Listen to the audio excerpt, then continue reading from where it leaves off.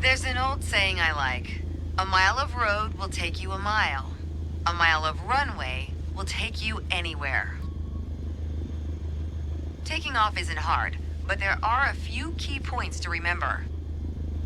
First, we always take off into the wind, which won't be an issue on a calm day like today. Second, before we enter a runway, we always make sure it's clear. Everything looks good, no cross traffic. Go ahead and taxi into position. The rudder pedals should make steering the plane pretty easy.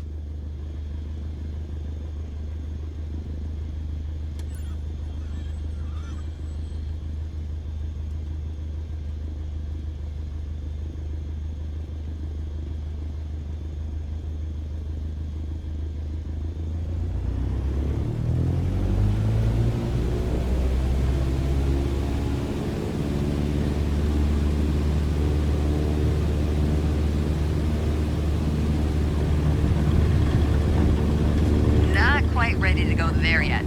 Let's get back in position and try this again. All right, let's do this. Apply full power and I'll walk you through the takeoff as we go.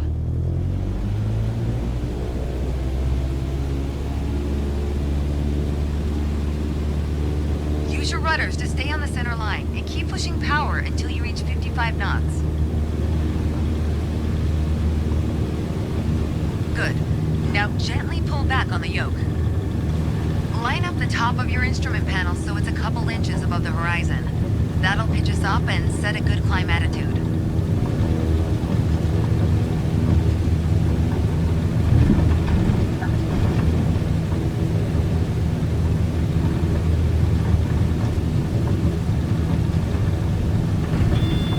And we're airborne. Focus on flying straight. Use your rudders to keep the runway heading of 210 degrees. Maintain 75 knots, and we'll reach our target altitude of 5,500 feet in no time.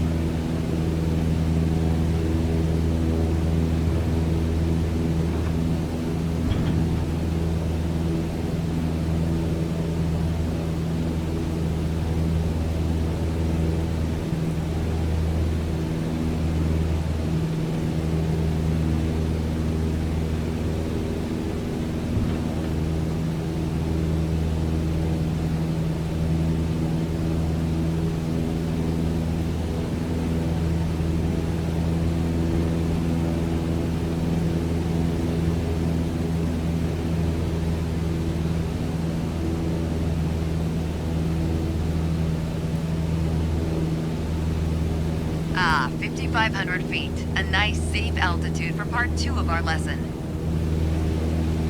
Straight and level flight. First step here is adjusting our attitude.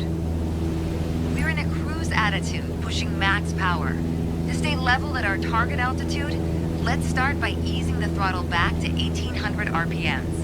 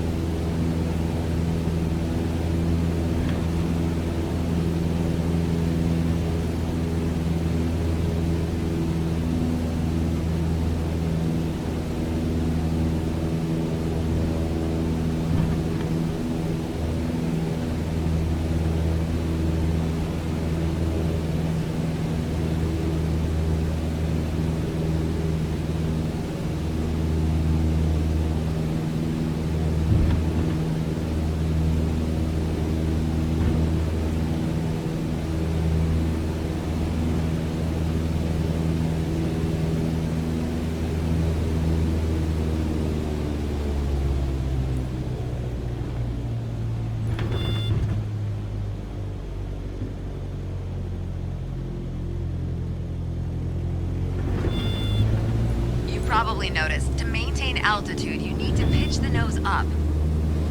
You can just keep pulling on the yoke to hold steady, but that's not really a precise means of control. Probably better to adjust your trim wheel until you don't need to push or pull on the yoke. Drag the trim down when you need to set the nose up. Drag it up to set the nose down. Try adding trim to keep us at 5,500 feet without increasing throttle. If you feel our pitch slipping and need to get back to the proper attitude, don't worry. Just pull on the yoke, then dial in the right trim.